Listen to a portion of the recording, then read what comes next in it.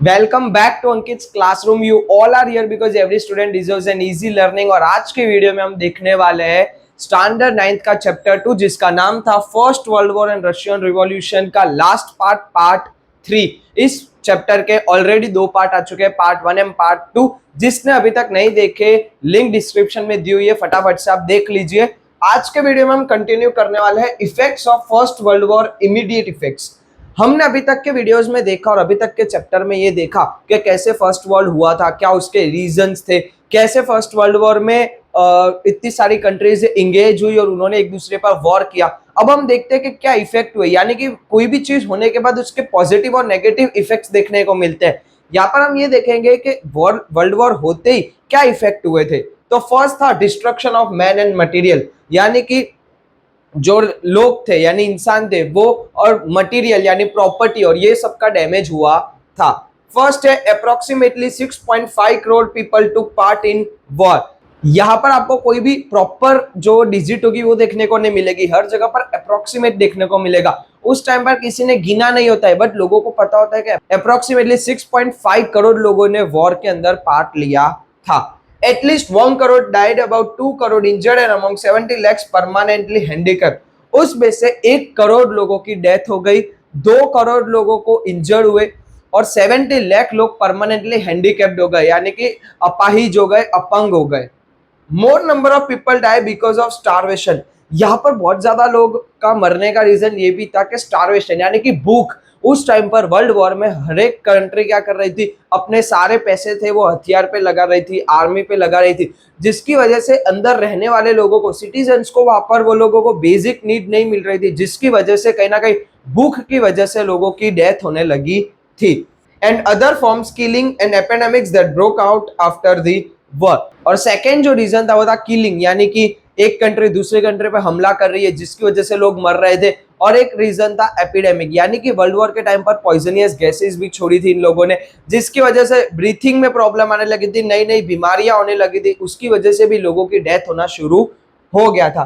तो destruction of man and material में ये कि अप्रोक्सीमेटली 6.5 करोड़ लोग ने पार्ट लिया था वॉर के अंदर, जिसमें से 1 करोड़ लोगों की डेथ हो गई थी, 2 करोड़ पीपल इंजर्ड हो गए थे, 70 लाख लोग परमानेंटली हैंडीकैप्ड हो गए थे, कुछ लोग जो थे वो स्टारवेशन यानी भूख की वजह से मर गए थे।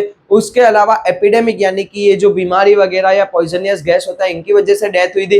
किलिंग यानी जब एक कंट्री दूसरी कंट्री पर वॉर कर रही थी तब की उसकी वजह से भी लोगों की डेथ देखने को मिली थी, यानी कि यहाँ पर बहुत ज्यादा डैमेज हुआ था एक पूरी हेल्दी लाइफ को। आप समझिए कि कोई भी छोटी चीज होती है ना एक रेगुलर लाइफ से बाहर की, तो इंसान डिस्टर्ब हो जाता है। तो इतना बड़ा इवेंट होने की वजह से लोगों के अंदर कहीं ना कहीं डर बैठ गया था, लोगों की बेसिक नीड पूरी नहीं हो रही थी। हर एक इंसान का कोई लाइफ का भरोसा नहीं था कि अभी जिंदा है, 5 मिनट बाद वो जिंदा रहेगा भी कि नहीं रहेगा, क्योंकि उस टाइम पर सिचुएशन इतनी सीरियस थी कि हर एक कंट्री दूसरी कंट्री पर एटॉमिक एनर्जी और ये सारी चीजें यूज कर रही थी।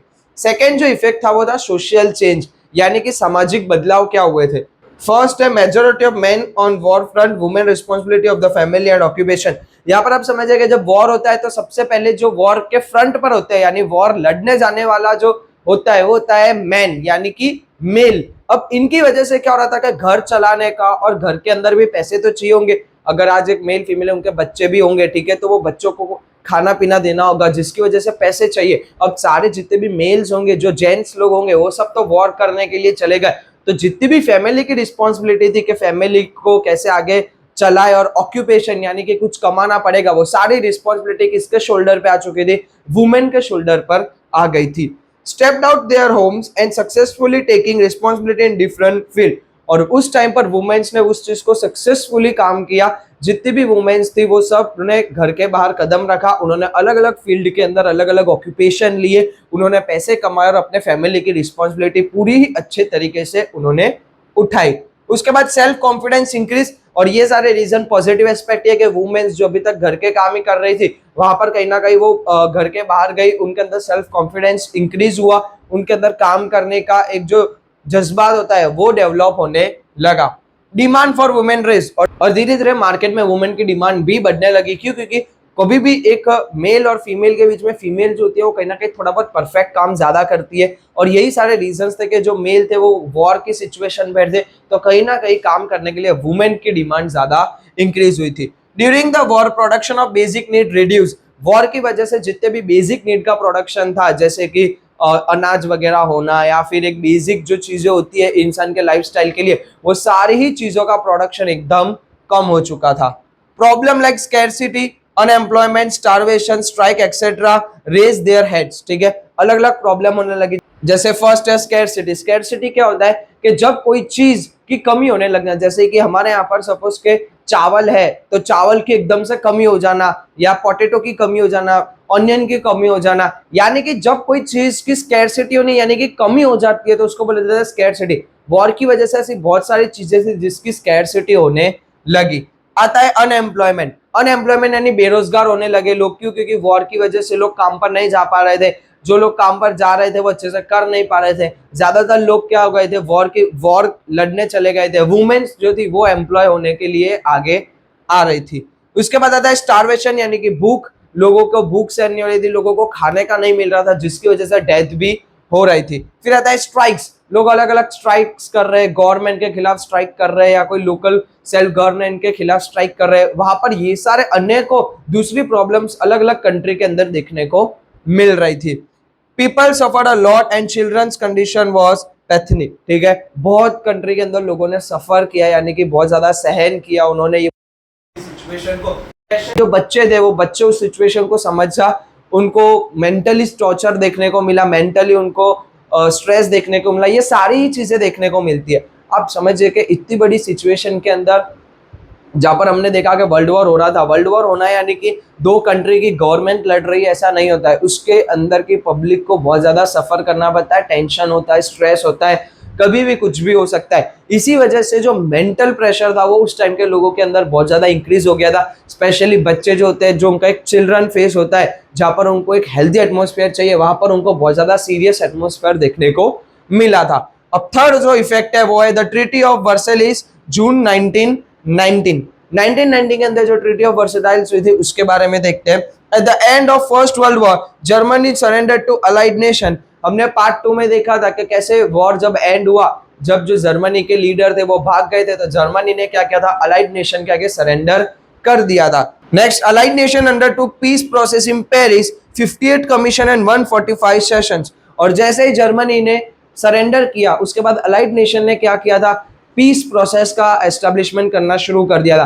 पीस प्रोसेस यानी कि अभी हम लोग शांति बनाए रखेंगे, कोई एक दूसरे पर झगड़ा नहीं करेगा। इसकी वजह से सारे ही अलाइड नेशंस के जो लोग थे उन्होंने बैठ के पीस प्रोसेस बनाना शुरू कर दिया, जिसके अंदर टोटल 58 कमीशंस था और 145 सेशंस हुए थे। कितने? 58 कमीशन और 145 सेशंस आपको इसके अंदर पीस प्रोसेस के लिए डेवलप किए थे। Agreement made with Germany during Paris peace process was made in the mirror palace at Versailles, ठीक है। ये जो पीस प्रोसेस था वो कहां पर हुआ था, पेरिस के अंदर हुआ था, इसीलिए इसको पेरिस पीस प्रोसेस भी बोला जाता है। अब पेरिस के अंदर एक मिरर पैलेस है जिसका नाम है वर्सेलिस, इसी वजह से इसको बोला जाता है द ट्रीटी ऑफ वर्सेलिस, जहां पर जर्मनी ने आके उन एग्रीमेंट्स पर साइन किया था। समझिए इधर क्या है ट्रीटी ऑफ वर्सेलिस, ठीक है। जब जर्मनी ने सरेंडर कर दिया अलाइड नेशन के सामने, तो अलाइड नेशंस ने मिलकर पीस प्रोसेस बनाने का डिसीजन लिया। पीस प्रोसेस यानी क्या, कि हम लोग शांति बनाए रखेंगे, एक शांति प्रस्ताव जिसको हम बोलते हैं वो बनाना शुरू किया। उसके लिए टोटल 58 कमीशंस बनाई गई थी, 145 सेशन हुए थे। अब जर्मन ने जहां पर आकर एग्रीमेंट साइन किया वो पहली तो जगह थी पेरिस, इसीलिए इसको पेरिस पीस प्रोसेस भी बोला जाता है। पेरिस के अंदर जो मिरर पैलेस था जिसका नाम था वर्सेलिस, इसीलिए इसको ट्रीटी ऑफ वर्सेलिस भी बोला जाता है। यानी वर्सेलिस पैलेस के अंदर आकर जर्मनी ने उन एग्रीमेंट्स पर साइन किया था। 4 प्रोविजन इसके अंदर डिक्लेयर किए गए थे, यानी कि टोटल मेन 4 प्रोविजन थे, जिसके अंदर पहला था रीजनल एग्रीमेंट। रीजनल एग्रीमेंट यानी कि उस एग्रीमेंट के अंदर रिलीजियस को लेके, ठीक है, आपके अंदर जर्मनी के रीजनल को लेके कुछ बातें लिखी हुई थी। Second, reduction in troops and डिसआर्मामेंट, यानी कि उसके अंदर ऐसा बोला गया था कि जर्मनी को अपनी आर्मी कम करनी पड़ेगी, उनको हथियार बनाने पे रोक लगानी होगी। अभी जर्मनी कोई हथियार बना सकता नहीं है। Third, the agreement of distribution of gains eight the end of war and war fine. उसके अंदर जितना भी जर्मनी ने उस टाइम पर वॉर में जीता था, यानी कि वॉर में उन्होंने गेन किया था, वो सारी चीजें वापस देनी होगी। उसके अलावा जर्मनी को वॉर फाइन भी देना पड़ेगा। अदर प्रोविजंस, और उसके अलावा भी अनेकों चीजें उस एग्रीमेंट के अंदर उन्होंने इंक्लूड की थी। American president Woodrow Wilson, British prime minister Lord George, French president Clemenceau, Italian president ओनाल्डो प्ले इंपॉर्टेंट रोल। ये चार लोग ऐसे मेन थे जिन्होंने इस पर्टिकुलर पेरिस पीस प्रोसेस या ट्रीटी ऑफ वर्सटाइल्स के अंदर मेन अपना रोल प्ले किया था।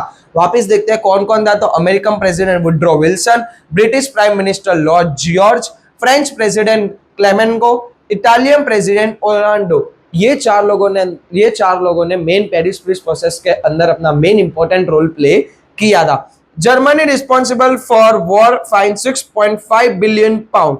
जर्मनी को सबने मिलकर एक जिम्मेदार ठहरा दिया था कि पूरा फर्स्ट वर्ल्ड वॉर होने का रीजन था जर्मनी, और इसी की वजह से जर्मनी को 6.5 बिलियन पाउंड का वॉर फाइन उन्होंने लगाया था। रू रीजन टू फ्रांस। जर्मनी को अपना जो रू रीजन था वो फ्रांस को देना पड़ा। उसके बाद आता है राइन river open for international trade, यानी कि जो राइन रिवर थी जर्मनी की वो ना इंटरनेशनल ट्रेड के लिए ओपन करनी पड़ी। यानी कि अब अगर उधर कोई भी आता है, यानी कि वो पर्टिकुलर राइन रिवर के अंदर कोई ट्रेड करता है, तो जर्मनी को कोई टैक्स लेना नहीं है, उसके अलावा कोई रूल्स एंड रेगुलेशन नहीं बनाने। ये सारे ही जो रूल्स एंड रेगुलेशंस थे वो जर्मनी को एक्सेप्ट करने पड़े थे उस टाइम पे ट्रीटी ऑफ वर्साइल्स के अंदर। शॉर्ट पे देखे तो इन शॉर्ट देखे तो फर्स्ट वर्ल्ड वॉर जब खत्म हुआ था जर्मनी ने सरेंडर कर दिया था। सरेंडर करते ही अलाइड नेशन है उन्होंने पीस प्रोसेस बनाने का डिसीजन किया था। उसको बनाने के लिए 58 कमीशंस बनाए थे, 145 सेशंस हुए थे। उसके बाद जो जर्मनी ने जहां पर आकर एग्रीमेंट साइन किया था वो जगह थी पेरिस, यानी पेरिस पीस प्रोसेस। उसके अंदर मिरर पैलेस के अंदर, जो पैलेस का नाम है वर्सेलिस, वहां पर आके उन्होंने एग्रीमेंट साइन किया था जर्मनी ने, इसीलिए इसको ट्रीटी ऑफ वर्साइल्स भी बोला जाता है। उसके अंदर टोटल मेन 4 प्रोविजन थे। फर्स्ट था रीजनल एग्रीमेंट, यानी रीजनल को लेके जो एग्रीमेंट्स होते हैं वो। उसके अलावा था आपको आर्मी को ऊपर कंट्रोल करना होगा, यानी आप आर्मी ज्यादा डेवलप नहीं कर सकते, आप हथियार बनाने पे आपको रोक लगानी होगी। उसके अलावा जितना भी आपने वॉर के अंदर जीता है वो आपको वापस देना होगा। उसके अलावा आपको वॉर फाइन भी देना पड़ेगा। और नेक्स्ट उन्होंने अलग अलग अदर प्रोविजंस भी इंक्लूड किए थे। उसके बाद जो चार लोग मेन इंपॉर्टेंट रोल प्ले करते हैं वो है American president Woodrow Wilson, British prime minister Lord George, French president Clemenceau और इटालियन प्रेसिडेंट ओरलांडो। ये चार लोग ऐसे मेन लोग हैं जिन्होंने पीस प्रोसेस के अंदर मेन इंपॉर्टेंट रोल प्ले किया था। उसके बाद जर्मनी को रिस्पॉन्सिबल बताया गया कि आपकी वजह से ही फर्स्ट वर्ल्ड वॉर हुआ था। और उसके बाद जर्मनी के ऊपर 6.5 बिलियन पाउंड का वॉर फाइन लगाया गया जो जर्मनी को देना होगा। उसके अलावा जो उनका रू रीजन था जर्मनी का वो फ्रांस को वापस देना पड़ा। उसके अलावा जो राइन रिवर थी वो उन्हें इंटरनेशनल ट्रेड के लिए ओपन करनी पड़ी। उसके बाद the Rhineland region on French border was disallowed from being fortress, यानी कि जर्मनी की जो राइन रिवर के आसपास का जितना भी एरिया था जो फ्रेंच के साथ बॉर्डर शेयर करता था, उधर अभी जर्मनी कोई भी तरह के बॉर्डर नहीं बना सकता, कोई भी अपना फोर्ट्रेस बना सकता नहीं है। As well as this mineral rich region was given away to France for 15 years, और वो राइनलैंड के आसपास का जितना भी रीजन जहां पर मिनरल्स मिलते हैं वो कहीं ना कहीं रीजन जो पूरा है वो फ्रांस को देना पड़ेगा 15 इयर्स के लिए। यानी आप समझिए कि जर्मनी को पहले ही इतना सारा फाइन और उसके ऊपर जो रू रीजन है फ्रांस ने ले लिया। उसके अलावा राइन रिवर इंटरनेशनल ट्रेड के लिए ओपन कर दिया। बट उसके अलावा भी इन लोगों ने क्या किया कि जो बॉर्डर है वहां पर आप कोई फोर्ट्रेस नहीं बना सकते हो। जो मिनरल रीजन है जहां से मिनरल निकलते हैं वो आपको 15 इयर्स के लिए फ्रेंच को दे देना होगा। Most of the German organisation were confiscated, जितनी भी जर्मन ऑर्गेनाइजेशन थी उन सबको कहीं ना कहीं खत्म कर दी गई, यानी कि उनको डिसअलाउ कर दिया गया हर चीज के लिए।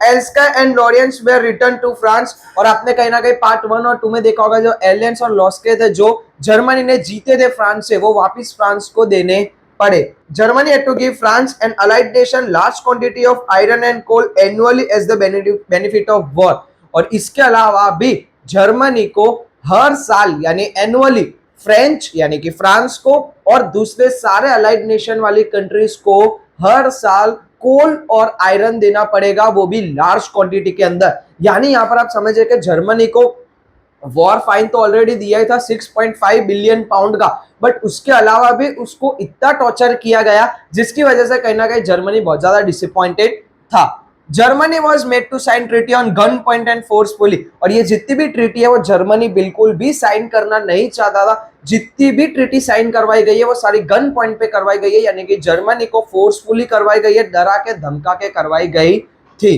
Because of this there was bitterness and desperation among the Germans, और यही रीजन था कि जर्मनी लोग सेटिस्फाइड नहीं थे। जर्मनी को एक बिटरेस यानी कि एक गुस्सा था, एक जो नाराजगी होती है वो था, और ये जो कहीं ना कहीं सिचुएशन क्रिएट हो रही थी ये सेकेंड वर्ल्ड वॉर के इफेक्ट दिखाने वाली थी। लास्ट देखते हैं लॉन्ग टर्म इफेक्ट, यानी कि फोर्थ जो रीजन था इफेक्ट था वो था long term effect.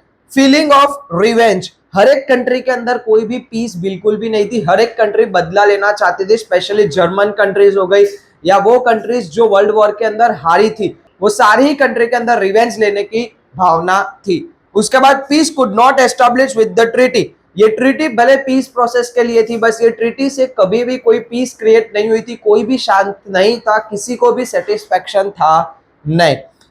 Socialist Russia was not given the place in league of nation, Russia जो था उसको लीग ऑफ नेशन के अंदर कोई भी जगह दी गई नहीं। लीग ऑफ नेशन क्या है वो इस चैप्टर का लास्ट टॉपिक है, हम लोग आगे के वीडियो में देखेंगे। लीग ऑफ नेशन के अंदर रशिया को कोई जगह नहीं मिली।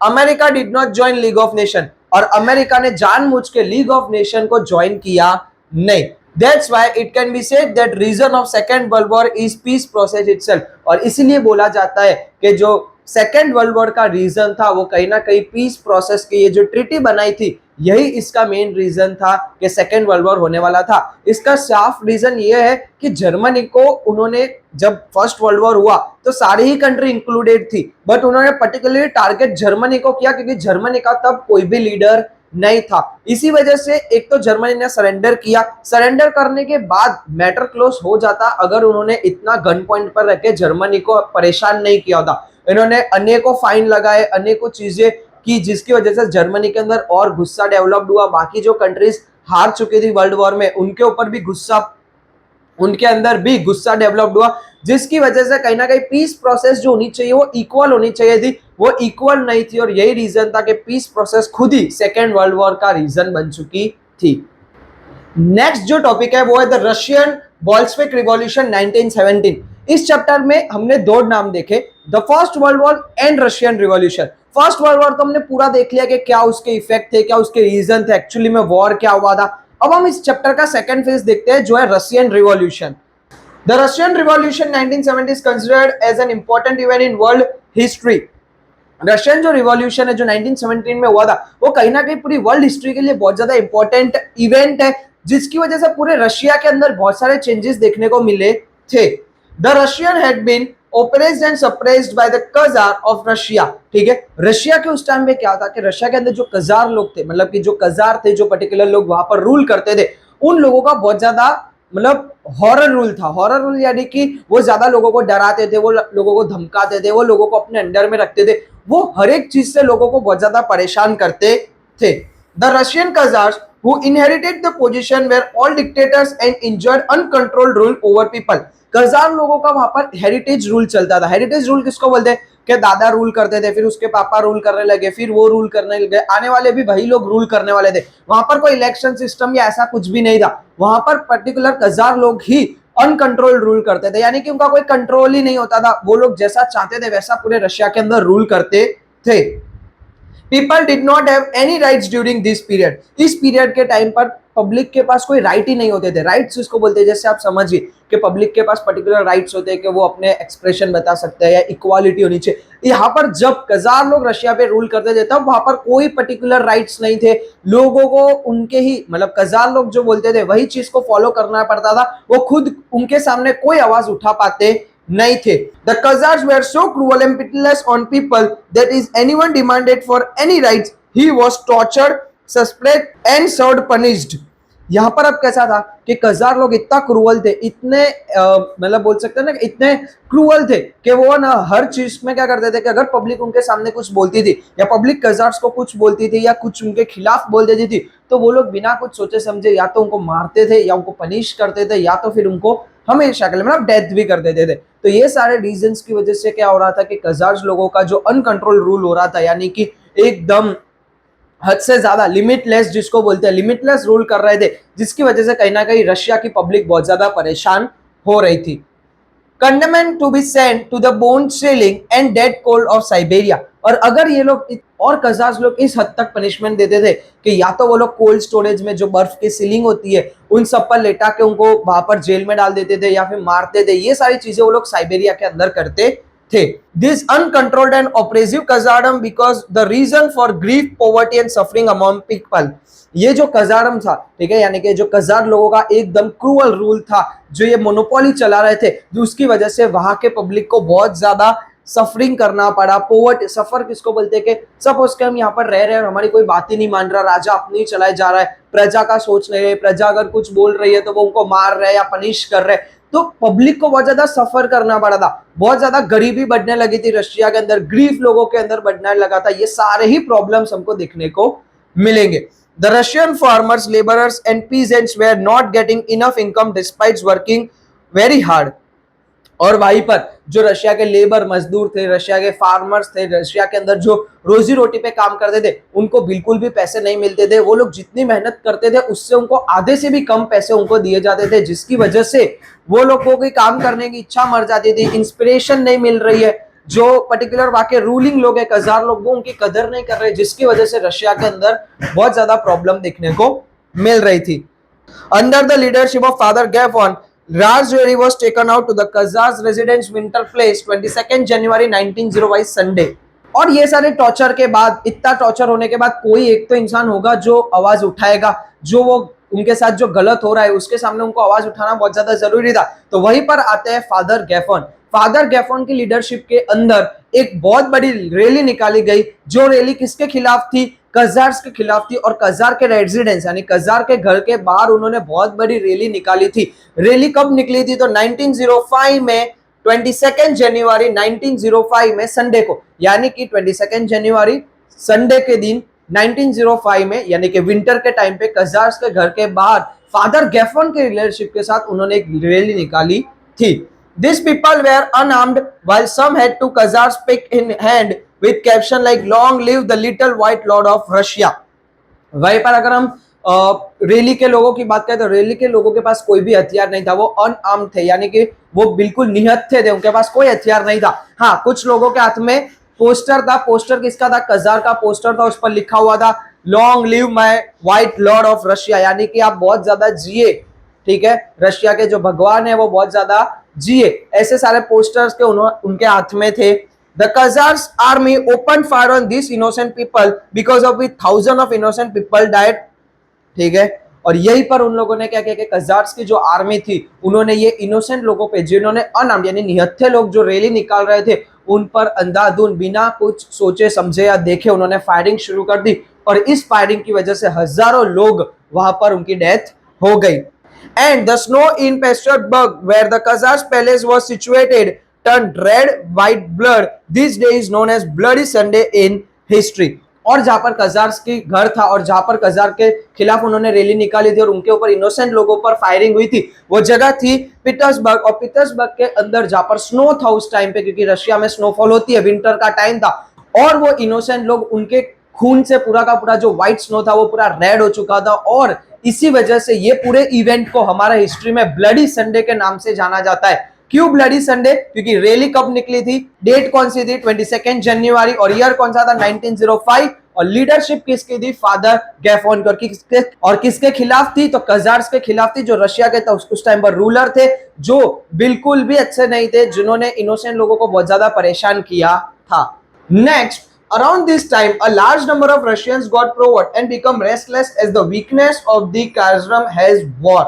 ठीक है, अब जब हमने वो पूरा सिनेरियो देखा कि ब्लडी संडे हुआ, ब्लडी संडे होने के बाद जो रशियन लोग थे वो बहुत ज्यादा रेस्टलेस हो गए, उनको बहुत ज्यादा परेशानी होने लगी। क्यों? क्योंकि जिन पर वो भरोसा करते थे या जो उनके रूलर थे वही लोग उनको मार रहे। सपोज गवर्नमेंट ही सिटीजन को मार रही है, वैसा सीन हो गया। तो इसकी वजह से क्या हो रहा था कि वहां के लोगों के अंदर बहुत ज्यादा प्रॉब्लम देखने को मिल रही थी, वो लोग रेस्टलेस हो गए थे, उनको चिंता होने लगी थी। और इसी की वजह से रशियन लोग उनके ही जो कजार थे, मतलब जो उनके रूलर थे, उनके खिलाफ होने लग चुके थे। और इसी की वजह से कजारडम वॉर भी हुआ था 1904 और 5 में, जिसमें कहीं ना कहीं वो जो कजार आर्मी थी वो बहुत ज्यादा रूलिंग कर रही थी। In order to pacify the energy Russians to announcement to call for Duma Legislative Assembly which had not been called for years was made। और उसके बाद जो वहां के लोग थे, सिटीजन थे, उन्होंने अपनी अरेंजमेंट करने का सोचा, इसलिए उन्होंने डूमा, जो डूमा लोग, मतलब एक डूमा लेजिस्लेटिव असेंबली है, ठीक है, for example one type of competitors होते हैं, जब दो रूलिंग पार्टी एक साथ काम कर रही होती है, तो एक रूलिंग कर रही होती है, एक उनके ऑपोजिशन होते हैं। तो डूमा लेजिस्लेटिव असेंबली से उन्होंने मदद मांगी थी रशियंस लोगों ने कि क्या आप हमारी हेल्प करेंगे, और यही सारे रीजंस की वजह से डूमा जो जिनको बहुत सालों तक कभी कोई कॉल नहीं किया गया था या कॉल हुआ ही नहीं था, उनको अभी उन्होंने अप्रोच किया है। Eventually for such Duma where called, but before it can take steps to satisfy the citizen, it had been called off। और जैसे ही डूमा को ये बात पता चली, वो मदद करने आ रहे थे, बट मदद करने से पहले इवेंचुअली डूमा लोग जो थे उनको कॉल्ड ऑफ कर दिया गया था, यानी कि उनको ना बोल दिया गया था कि आप कोई भी हेल्प कर सकते नहीं है।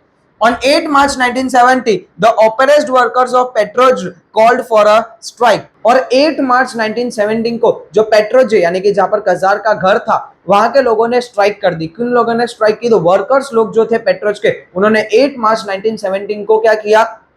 स्ट्राइक कर दी, यानी कि कोई काम होगा नहीं।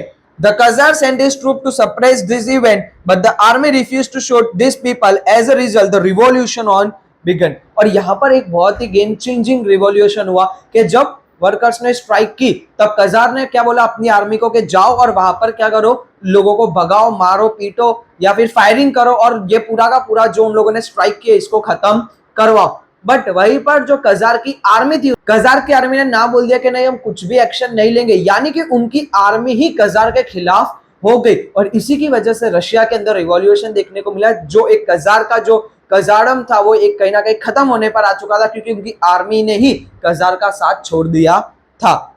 After the fall of the Kazardom, the power fell into the hands of Kerensky leader of Menshevik group minority. और जैसे ही कजारडम खत्म हो गया, यानी कि कजार की जो आर्मी थी वो खत्म हो गई, कजार का रूलिंग खत्म हो गया, जो नए रूलर बने वो कौन सी डायनेस्टी के थे? कारेंस्की लीडर थे। कारेंस्की मतलब कि एक जो पर्टिकुलर लीडर का नाम था वो था कारेंस्की, और वो कौन से ग्रुप से बिलोंग करते थे? तो मोन्शविक ग्रुप से बिलोंग करते थे, जो रशिया की माइनॉरिटी थी। माइनॉरिटी क्या होता है? फॉर सपोज बहुत सारे गुजराती के बीच में एक राजस्थानी, तो राजस्थानी की माइनॉरिटी हुई। वैसे रशिया में जो मोन्शविक कम्युनिटी थी उनकी माइनॉरिटी थी, और जो नए लीडर बने थे वो इस पर्टिकुलर कम्युनिटी से बने थे।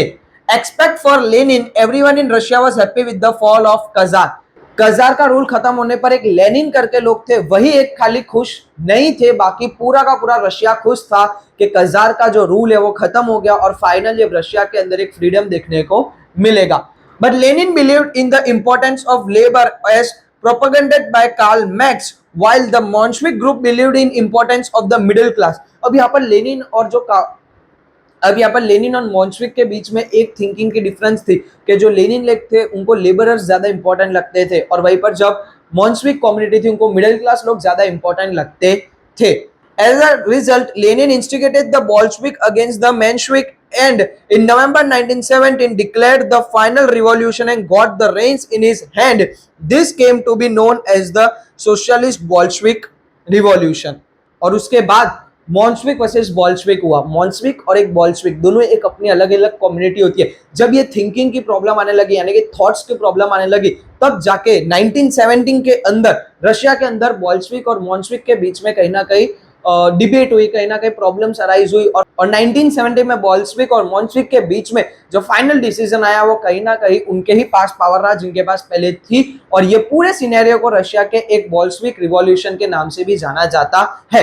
एक बार इन ब्रीफ समझ लेते हैं कि क्या हुआ था पूरा। तो कजार्स का आपने देखा था कि जो कजार लोग थे वो रशिया पर बहुत ज्यादा क्रूअल थे, मतलब बहुत अच्छे से उनको बिहेव नहीं कर रहे थे, ना वो सिटीजन्स का ध्यान रख रहे थे। इसीलिए एक रैली ऑर्गेनाइज की गई थी संडे को, और उस पर ही जो कजार की आर्मी थी उन्होंने फायरिंग कर दी थी, और वो जो एक संडे को जो रैली निकली थी वो ब्लडी संडे बन गया, क्योंकि हजारों इनोसेंट लोगों की वहां पर डेथ हुई थी। उसके बाद कजार्स की जो आर्मी थी वो आगे और अपना रूलिंग पावर आगे बढ़ाती गई, बट रशिया के लोग उससे बिल्कुल भी खुश नहीं थे, और उन्होंने डूमा से मदद मांगी, बट डूमा को मदद करने के लिए ना बोल दिया गया, जिसकी वजह से डूमा मदद नहीं कर पाई। उसके बाद 8 मार्च 1917 को जब लेबरर्स ने स्ट्राइक की और कजार ने अपनी आर्मी को बोला कि आप वापस जाओ और ये पूरा मैटर सॉल्व करो, बट कजार के जो आर्मी थी उन्होंने ना बोल दिया कि हम कोई भी एक्शन लेंगे नहीं, जिसकी वजह से कजार्स का डाउनफॉल शुरू हो गया। और कजार्स का फॉल होने के बाद कहीं ना कहीं कौन से लीडर आए? कारेंस्की लीडर आए, जो मोन्शविक कम्युनिटी से बिलोंग करते थे। उसके बाद जो लेनिन लोग थे वो लेनिन लोग मोन्शविक लोगों से खुश नहीं थे। लेनिन इकलौते ऐसे लोग थे जो कजार्स के डाउनफॉल के बाद, कजार्स के फॉल के बाद खुश नहीं थे, बाकी पूरा रशिया खुश था। उसके बाद बोल्शेविक और मोल्शेविक के बीच में थॉट ऑफ द डिफरेंस आने लगे और जिसकी वजह से उनके बीच में थोड़े बहुत प्रॉब्लम्स हुए। उसके बाद जिसके पास जो रूल था उन्होंने वही कैरी ऑन किया और ये पूरे सिनेरियो को रशिया के अंदर बोल्शेविक और ये पूरे जो एक सीन है इसको रशिया में बोल्शेविक रिवॉल्यूशन भी बोला जाता है। Thus, the 300 years old KZM come to an end and for the first time Russia was without a Khazar। और 300 years में पहली बार रशिया के अंदर खजार का रूल नहीं था और रशिया एक तरीके से फ्रीडम पा चुका था। अब जो इस चैप्टर का लास्ट टॉपिक है वो है effort for world peace the league of nation, यानी कि पूरा वर्ल्ड वॉर खत्म हो चुका है, रशियन रिवॉल्यूशन भी खत्म हो चुका है।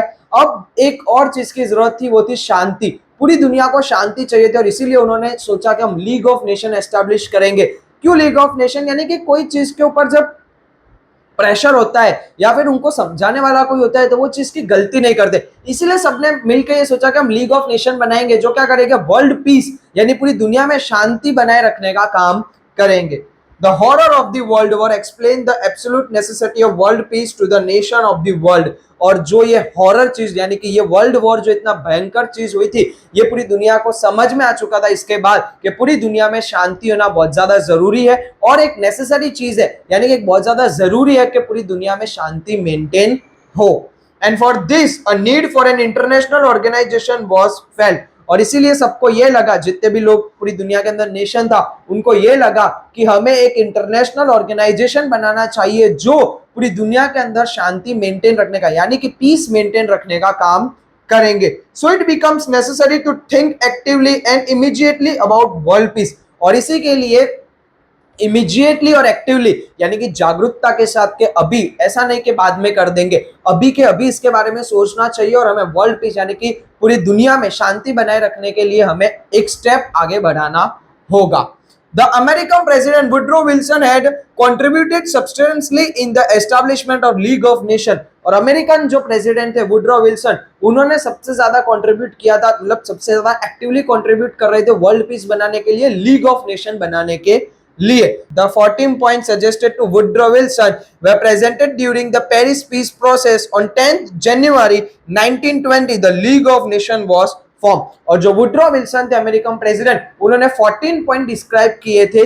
कब डिस्क्राइब किए? तो पेरिस पीस प्रोसेस के दौरान उन्होंने डिस्क्राइब किए थे 14 पॉइंट्स जो हमको वर्ल्ड पीस मेंटेन करने के लिए फॉलो करने होंगे या वर्ल्ड पीस के अंदर इंक्लूड करने चाहिए। और ये सारी चीज के बाद 10 जनवरी 1920 को लीग ऑफ नेशन का एस्टैब्लिशमेंट हुआ, यानी कि लीग ऑफ नेशन फॉर्म्ड हुआ। और ये लीग ऑफ नेशन का काम क्या था? पूरी दुनिया के अंदर शांति बना के रखना, यही एक लीग ऑफ नेशन का मेन मोटिव और ऑब्जेक्टिव था। नेक्स्ट जो है वो aims of the league of nation, यानी कि लीग ऑफ नेशन के मेन एम्स क्या थे, यानी कि मेन पॉइंट्स क्या थे। First, to maintain international peace and security, यानी कि पूरी दुनिया भर में पीस मेंटेन रखना, यानी कि एकदम शांति बनाए रखना, कोई वॉर की सिचुएशन क्रिएट नहीं करवाना। सेकंड, सिक्योरिटी होना, हर एक कंट्री की अपनी सिक्योरिटी अच्छे से होनी चाहिए कि दूसरी कंट्री उसके ऊपर कोई एक्वायर करे नहीं। Second, every nation to respect the unity and integrity of other nation. Second ये था कि हर एक कंट्री को अपनी रिस्पेक्ट फॉलो करनी है दूसरी कंट्री के लिए, यूनिटी और इंटीग्रिटी यानी कि सब लोगों को एक साथ मिल के वर्ल्ड पीस। अब सपोज के मैंने किसी के साथ कोई झगड़ा किया, ठीक है, मैं चाहता हूँ कि शांत हो जाए पूरा मैटर, बट बाकी कोई नहीं चाहता है कि शांत हो जाए, तो वो कभी शांत होगा ही नहीं। यानी कि यहाँ पर ये चीज़ इंक्लूड की गई थी कि हर एक पूरी दुनिया की हर एक कंट्री को एक समझदारी दिखानी होगी, यूनिटी रखनी होगी, एक दूसरे को रिस्पेक्ट देनी होगी, तब जाके ये जो लीग ऑफ नेशन का मेन मोटिव है वर्ल्ड पीस वो एक्वायर होगा। थर्ड है to give up the policy of war, give up कर दो वॉर के ऊपर, यानी कि ये जो आप पॉलिसी रख के बैठे हो ना, क्या कुछ भी हो तो वॉर कर देना, कुछ भी हो तो फायरिंग कर देना, कुछ भी हो तो बॉम्ब फोड़ देना, ये पॉलिसी को छोड़ दो। वॉर की जो एक समझदारी है, जो वॉर की जो पॉलिसी है उसको हमेशा के लिए आप गिव अप कर दो, यानी कि छोड़ दो।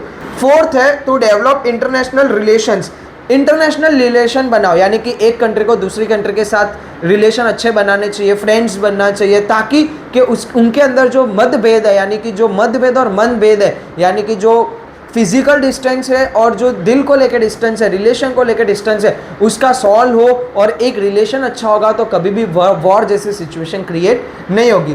फिफ्थ है to solve international disputes peacefully through negotiation और मीडिएशन। अगर कोई दो कंट्री के बीच में प्रॉब्लम होती भी है तो उसको शांतिपूर्वक सॉल्व करो, यानी कि एक समझदारी के साथ नेगोशिएशन करके, यानी कि दोनों अपनी डिमांड रखो, उसको फॉलो करो, उसके आपस में एक, अगर एक रास्ता ये है दूसरा रास्ता ये, तो दोनों मिलकर एक थर्ड रास्ता निकालो जो आप फॉलो करोगे। अगर आप दोनों बात नहीं करना चाहते हो तो कोई और इंसान को मीडिएटर बनाओ और उसके थ्रू दो कंट्री कम्युनिकेट करे और आपस के अंदर नेगोशिएशन करके मैटर सॉल्व करे। सिक्स्थ है if any nation ignores the league of nation और its mediation it would be declared as a rebel nation. और ये इंक्लूड किया गया था कि अगर कोई भी कंट्री लीग ऑफ नेशन को फॉलो नहीं करती है, लीग ऑफ नेशन के रूल्स के बाहर का काम करती है, तो उसको रेबल डिक्लेयर किया जाएगा, यानी कि उसको एक एज ए दुश्मन देखा जाएगा, बाकी सारे नेशन उसके खिलाफ हो जाएंगे। फॉर एग्जाम्पल 10 कंट्री है, 10 में से एक कंट्री ने लीग ऑफ नेशन के जो पॉलिसी है उसका इग्नोरेंस किया, यानी कि उसको फॉलो नहीं किया, तो बाकी की जो 9 कंट्री होगी वो उस एक कंट्री को एज ए रेबल यानी कि एज ए दुश्मन देखेगी। The League of Nations, established for world peace, did not manage to keep it control over the imperialist policy of the superpowers and in 1939 the Second World War begins.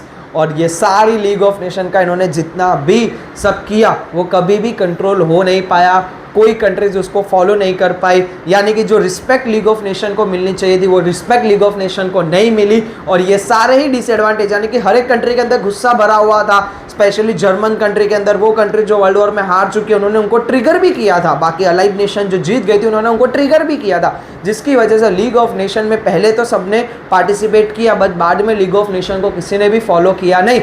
और यही reason है कि 1939 के अंदर second world war की situation create हुई और इस दुनिया के अंदर सेकेंड वर्ल्ड वॉर हुआ। सेकेंड वर्ल्ड वॉर कैसे हुआ, क्या हुआ, वो नेक्स्ट चैप्टर में आएगा। आज का वीडियो और चैप्टर 2 यही तक रहेगा।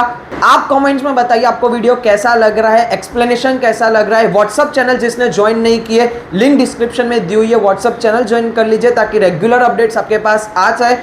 लाइक कीजिए, शेयर कीजिए, सब्सक्राइब कर दीजिए और बने रहिए अंकित क्लासरूम के साथ। जय हिंद, जय Bharat, thank you very much.